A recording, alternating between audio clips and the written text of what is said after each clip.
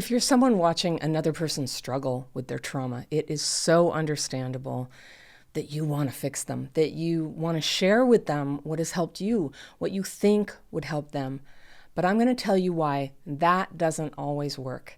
I'm Anna Runkle, also known as the Crappy Childhood Fairy, and last week I told you 4 things not to say to a person who had childhood trauma that failed because they minimize what's happening for them. This week I'm going to give you 4 more examples of things not to say, and this week it's all about telling them what they need to do, what they have to do. So let's jump right in to one of the biggest. Here it is. What you need to do is just fill in the blank. See a certain therapist, read a book, eat a certain way, leave a relationship, get in a relationship, and on and on and on.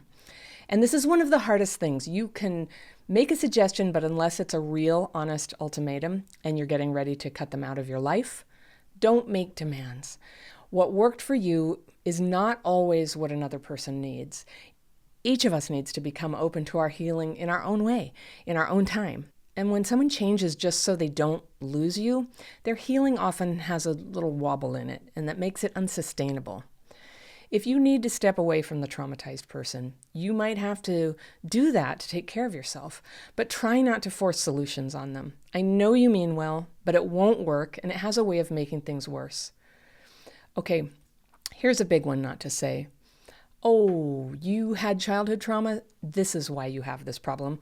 Or your boyfriend had trauma, and that's why he has this problem. Whatever it is, addictions, ADHD, weight problems, trouble feeling connected, or what have you. Yes, there are correlations between what happened in childhood and the problems we have now, but correlation is not always causation.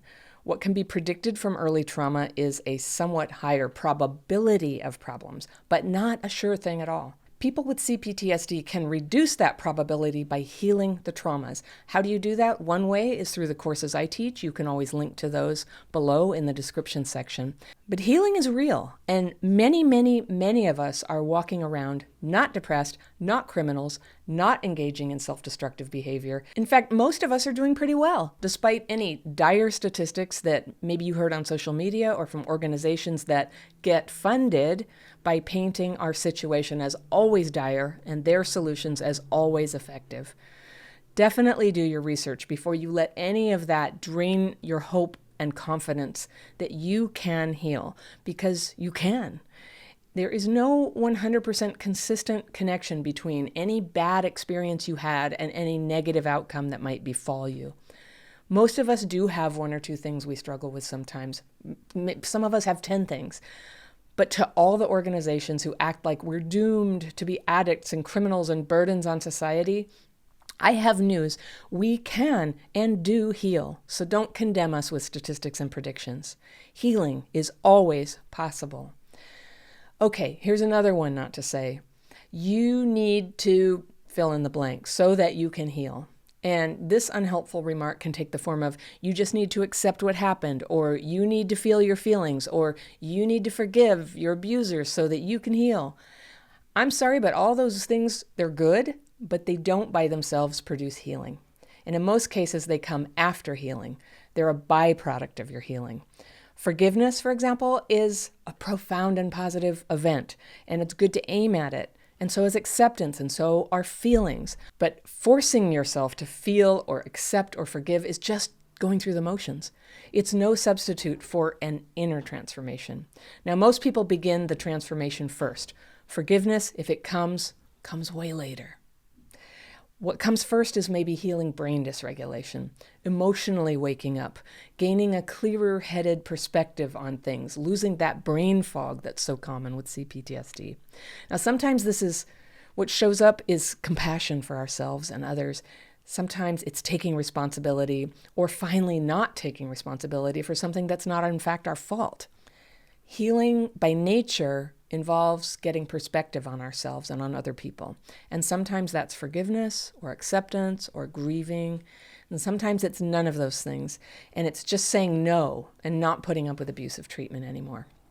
The thing in my experience that we need to do to start changing, to support healing, is to start facing and releasing the fear and resentment that have built up from all the trauma and just from life in general. And I go deeply into this process in my online courses. And again, you can click on those below if that's something that interests you. You can hold an abuser responsible and still release resentment about what happened to you.